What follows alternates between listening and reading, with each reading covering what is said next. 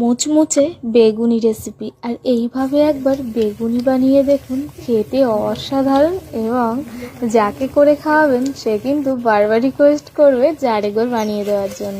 কিভাবে বানাচ্ছি পুরো প্রসেসটা তোমরা তাহলে দেখতে থাকো। কত সুন্দর দেখতে হয়েছে আর ফাইনাল লুক এরকম হয়েছে। প্রথমেই আমি একটা বাটির মধ্যে আমি নিয়ে নিচ্ছি বেসন। এখানে আমি 3 থেকে 4 কাপ পরিমাণ বেসনটা আমি নিয়ে নিচ্ছি। তোমরা তোমাদের পরিমাণ মতো এখানে বেসনটা নিয়ে নিও। এবার একে একে আমি এখানে মশলাগুলো অ্যাড করে দেব। প্রথমেই দেব 1 চামচ মতো লবণ, রেগুলার লবণ দিচ্ছি। দিয়ে দিচ্ছি পরিমাণ মতো হলুদ গুঁড়ো, দিয়ে দিচ্ছি জিরে, ধনিয়া, মরিচ ভাজা মশলা দিচ্ছি।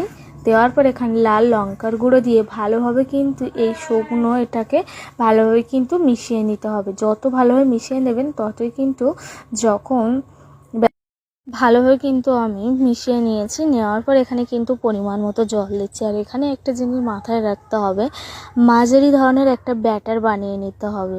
দেখতেই পাচ্ছ এরকম পাতলা একটা ব্যাটার বানিয়ে নিলে কিন্তু চপটা অনেক বেশি ভালো হয়। তো চলো ব্যাটারটা গলে নেওয়া কিন্তু কমপ্লিট। আর এদিকে কিন্তু আমি বেগুনগুলো সরু সরু স্লাইস করে কেটে নিয়েছি। দেখতেই পাচ্ছ কেটে আমি কিন্তু লবণ জলে দিয়ে রেখেছি।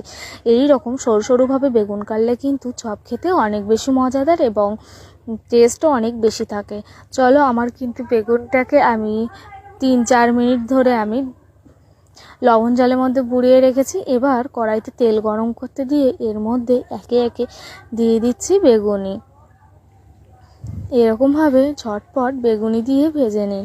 আর সত্যি বলতে আমাদের বাড়িতে আমার বাবা ভীষণ পছন্দ করে বেগুনি। বলে বাজার থেকে কিনে আনলে হয়তো এরকম টেস্ট পাওয়া যাবে না, কারণ বাড়িতে বানানোর টেস্ট কিন্তু সত্যি আলাদা হয়। আর ভীষণ পছন্দ করে, বাবা অনেকবার করে বলছিল, সেই কারণে কিন্তু আবারও তোমাদের সঙ্গে বেগুনি রেসিপিটা শেয়ার করলাম। তোমাদের কেমন লাগলো তোমরা অবশ্যই জানিও। আর যদি আজকের ভিডিওটা ভালো লেগে থাকে অবশ্যই একটা লাইক, কমেন্ট, শেয়ার করে দিও বন্ধুরা।